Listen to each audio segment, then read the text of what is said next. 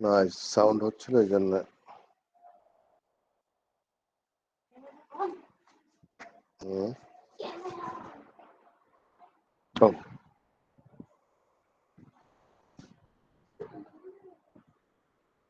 ক্লাসে আছি সেদিন তো বললাম তোমাকে। ওকে, তাহলে এবার হচ্ছে আমাদের boundary value analysis. Boundary value analysis এর মূল প্রতিপাদ্য বিষয় হচ্ছে ইকুইভ্যালেন্স ক্লাসের বা ইকুইভ্যালেন্স ক্লাস পার্টিশনের এক্সটেনশন বলা হয়। কেন এক্সটেনশন? ইকুইভ্যালেন্স ক্লাস তো আগে করতেই হবে, এরপর বাউন্ডারি ভ্যালু অ্যানালাইসিস হচ্ছে এই যে ইকুইভ্যালেন্স ক্লাস থেকে যে রিপ্রেজেন্টেটিভ আমরা তৈরি করেছিলাম সেই রিপ্রেজেন্টেটিভের যে চয়েসটা সেইটাকে বলা হয় বাউন্ডারি ভ্যালু অ্যানালাইসিস। রুলস বলা হয় rules for choice of representative. So boundary value analysis is an extended equivalence class partitioning design technique by introducing a rule for choice of representatives. আর কিছুই না, তার মানে বাউন্ডারি ভ্যালু অ্যানালাইসিস হচ্ছে 10 মিনিটের একটা topic. Simple. কেন এটা ইম্পর্টেন্ট? ইম্পর্টেন্ট এই জন্য যে আমরা যে সিলেকশন করলাম বিভিন্ন রিপ্রেজেন্টেটিভ, সেই সিলেকশন গুলা সাধারণত মাঝামাঝি জায়গা থেকে নিয়েছি। হ্যাঁ, যখন আমরা বলেছি 0 to 100 আমরা নিয়েছি 10%, বাট এই মাঝামাঝি কোনো জায়গা থেকে ভুল ধরার পরিমাণটা আসলে কম হয়। মানুষ ভুল করে হচ্ছে কিনারাতে। এই যে মানুষ ছাদের মাঝখানে যদি দৌড়াদৌড়ি করে কিছুই হয় না, পড়বে না, কিন্তু কিনারা দিয়ে বা একদম রেলিং এর পাশ দিয়ে যদি যাওয়া আসা করতে চায় তাহলে ভয় লাগে, তাই না? মনে হয় যে পড়ে যাওয়ার একটা ভয় থাকে। সো প্রোগ্রামাররা সাধারণত যে জায়গাগুলো ভুল করে সেগুলো হচ্ছে এই যে বা একদম কিনারায়, এইজ ভ্যালুতে বলা হয়। সো এই বাউন্ডারি তো আসলে এইজ। যেমন আমরা ক্রিকেট খেলায় দেখি যে যখন 4 মারে কেউ, এন্ড 4টা যদি বাউন্ডারির একদম দড়ির ওপর গিয়ে পড়ে বা একটু আগে পিছে, তখন আম্পায়ার বলে যে থার্ড আম্পায়ার দরকার, আমার ক্যামেরাতে দেখতে চায় রিপ্লে করে করে যে কোন জায়গায় পড়ছে। কিন্তু মাঝামাঝি কোনো জায়গায় যদি পড়তো, দূরে একটু পড়তো, তাহলে আর বাউন্ডারি এই কনফিউশনটা থাকে না। ঠিক সেরকম প্রোগ্রামাররা সাধারণত ভুল করে বাউন্ডারিতে। কিরকম ভুল করে? ধরলাম একটা ভ্যালু বলা আছে লেস কি বলে greater than equal to 0 and less than equal to 100, এরকম বলা থাকে না? যদি আমি বলি ভ্যালিড বের করার জন্য ডিসকাউন্টেড, তাহলে প্রোগ্রামাররা কি ধরনের ভুল করতে পারে? ভুল করতে পারে হয়তো ইকুয়াল দিতে মনে নাই, গ্রেটার দ্যান দিয়ে বসে আছে, লেস দ্যান দিয়ে বসে আছে, যার ফলে আমরা মনে করছি যে মাঝামাঝি জায়গা ধরলেই হলো। না, মাঝামাঝি জায়গা ধরলে ওই ভুলটা ধরা পড়ে না। কারণ গ্রেটার দ্যান ইকুয়াল টু 0 মানে 10% দিলেও যা, 1% দিলেও তাই, 99 পর্যন্ত কোনো সমস্যা নাই। কিন্তু যদি আমি 0 দিয়ে টেস্ট করতে যাই তখন একটা আরে এটা তো ইনভ্যালিড বলছে, গ্রেটার দ্যান ইকুয়াল দিতে ভুলে গেছে। সো এই জন্য বাউন্ডারি ভ্যালুতে ইনপুট ভ্যালুস গুলা নেওয়াটা ইম্পর্টেন্ট।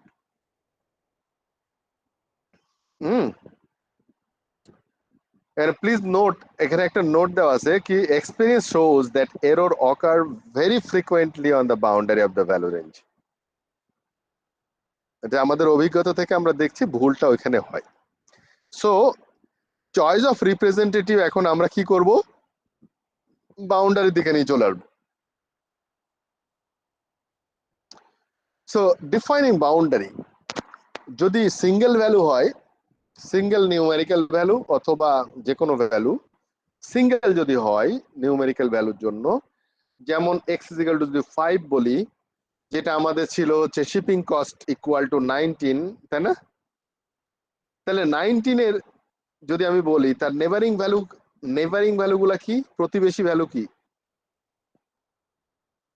স্যার 19 এর 17, 18, 20 নো 17 হবে না, একটা হচ্ছে 18 এন্ড আর একটা 20। 20। এটা যে আমার, আচ্ছা, হ্যাঁ, এই 19 এর 18 এন্ড 20 হচ্ছে আমার নেবারিং, আর মানে স্যার 17 নিয়ারেস্ট হয়ে নেবার যাচ্ছে নিব একদম।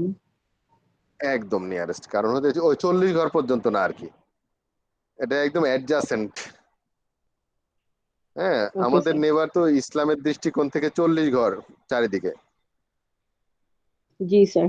এখন যদি যদি ইয়ে হতো, নরওয়েতে যদি 40 ঘর ঘুরতে যেত তাহলে মোটামুটি অন্তত 100 কিলোমিটার ঘুরে বেড়াতে হবে, তাই না?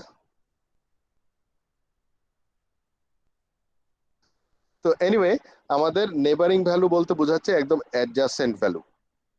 সো অ্যাডজাসেন্ট ভ্যালু হচ্ছে যেমন 5 এর জন্য 4, 5 এন্ড 6, কোনো রাস্তা নাই, এই তিনটা দিয়ে টেস্ট করতে হবে আমার, ভুলের সম্ভাবনা হইতে পারে, হয়তো আমার ইকুয়ালের জায়গায় কেউ গ্রেটার দেন ইকুয়াল বসাই দিচ্ছে। কিন্তু যদি রেঞ্জ অফ ভ্যালু হয়, তাহলে বাউন্ডারি, সাধারণত বাউন্ডারিতে যেহেতু নেবারিং ভ্যালু নিতে হবে, যেমন এখানে এখানে 0 থেকে 100 বলা হয়েছে, তার মানে দুইটা বাউন্ডারি আছে এখানে।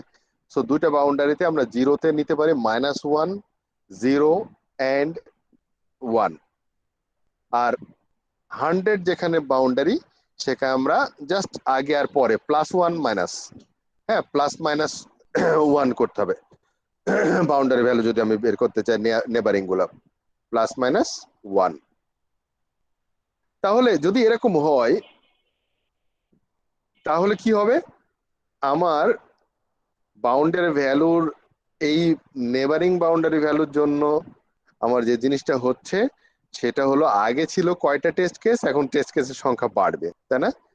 দুইটা বাউন্ডারিতে 6টা টেস্ট কেস লাগছে। তো 6টা টেস্ট কেস যখন আমরা করছি, যেমন 4টা হচ্ছে ভ্যালিড আর 2টা ইনভ্যালিড, 4টা ভ্যালিড আর 2টা ইনভ্যালিড, তাহলে জিনিসটা কি দাঁড়ালো, আমাদের যদি আগের একটু রিকল করি আমরা, সেটা হলো যে আমার বাউন্ডারি ভ্যালুর কি বলে, ইসি পার্টিশন বা ইসি পার্টিশনিং এ কি ছিল, 2টা ইনভ্যালিড ছিল আর একটা ভ্যালিড ছিল না?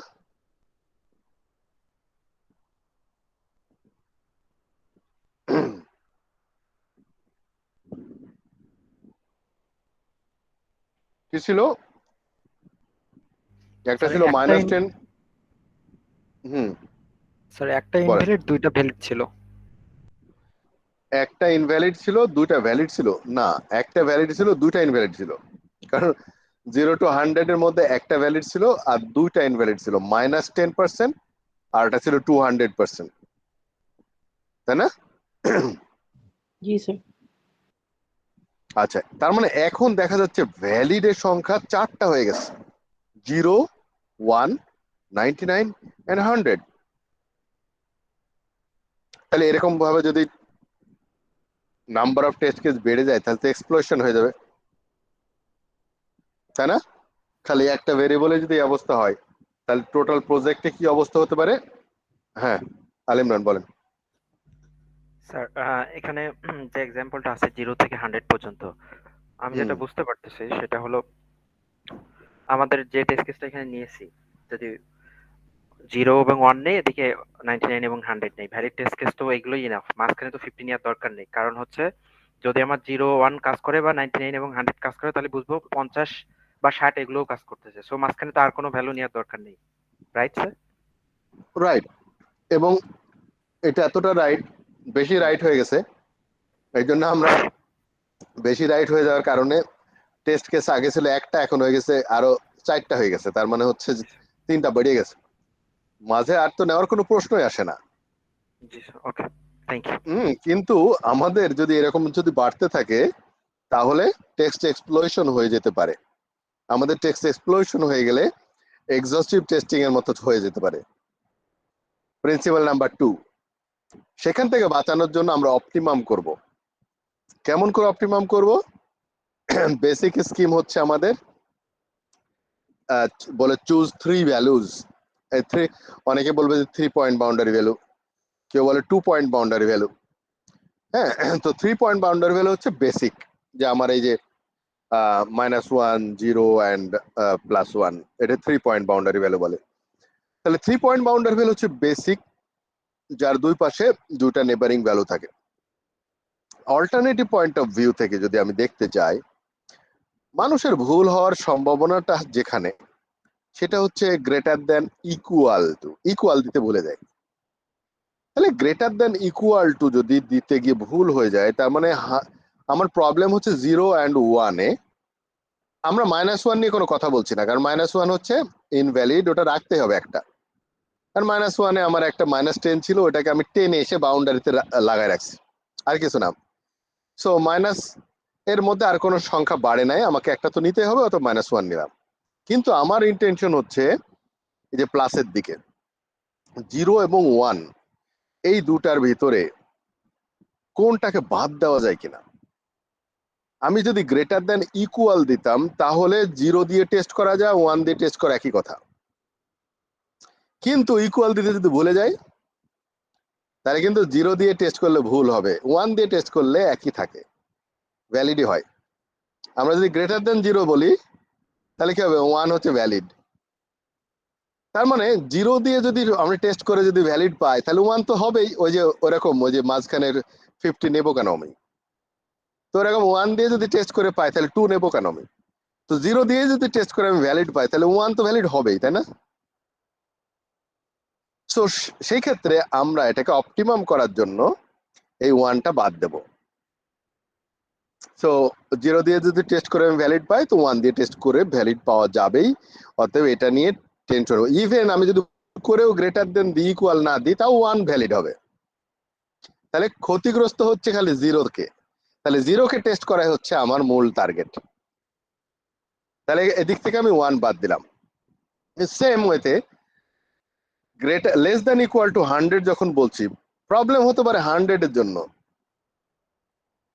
99-এ কোনো প্রবলেম হবে না, কারণ 100 যদি লেস দেন ইকুয়াল না দিতাম, তাহলে 99 ভ্যালিড হতো, কিন্তু 100 ভ্যালিড হতো না।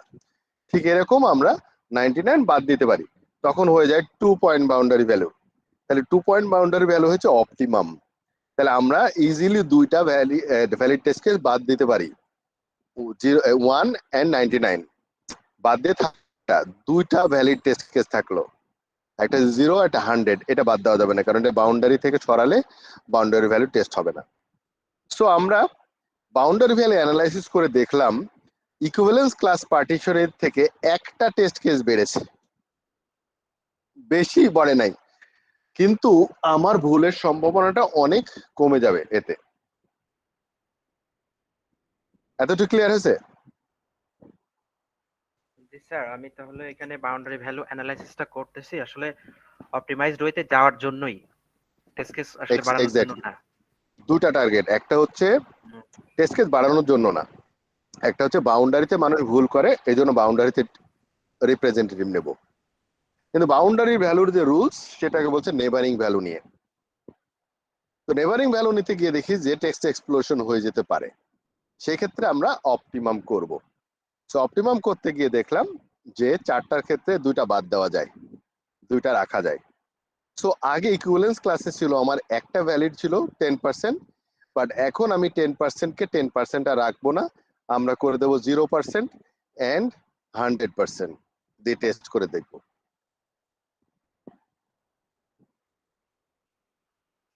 তাহলে আমাদের বাউন্ডারি ভ্যালু ইম্পোজিং, এটা বাউন্ডারি ভ্যালু অ্যানালাইসিস শেষ। একটা অ্যাসাইনমেন্ট থাকবে নেক্সট ক্লাসের জন্য। কি অ্যাসাইনমেন্ট? আমি যে এর আগে যে চার্টটা দেখালাম, টেবিল ইকুইভ্যালেন্স ক্লাস পার্টিশন, সেখানে বাউন্ডারি ভ্যালু অ্যানালাইসিসটা ইম্পোজ করার পরে যে চেহারাটা নতুন চেহারা হবে, সেই চেহারাটা বানাতে হবে। ঠিক আছে?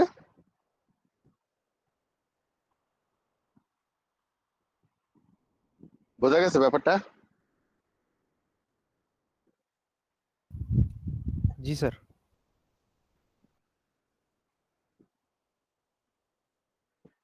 রিঙ্কু, স্যার বাউন্ডারি ভ্যালু অ্যানালাইসিসের বানাবো না আফটার অপটিমাইজেশন বানাবো? আপটপ অপটিমাইজেশন।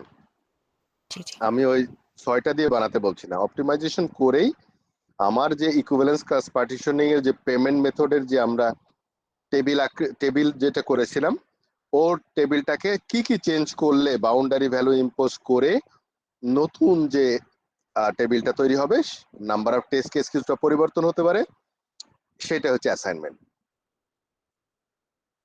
তাহলে imposing boundary value analysis on equivalence class partition, assignment হবে এরকম।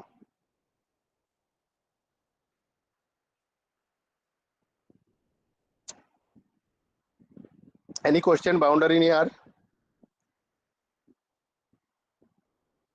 যদি কোশ্চেন না থাকে তাহলে আমরা ভিডিওটা রিস্টার্ট করব।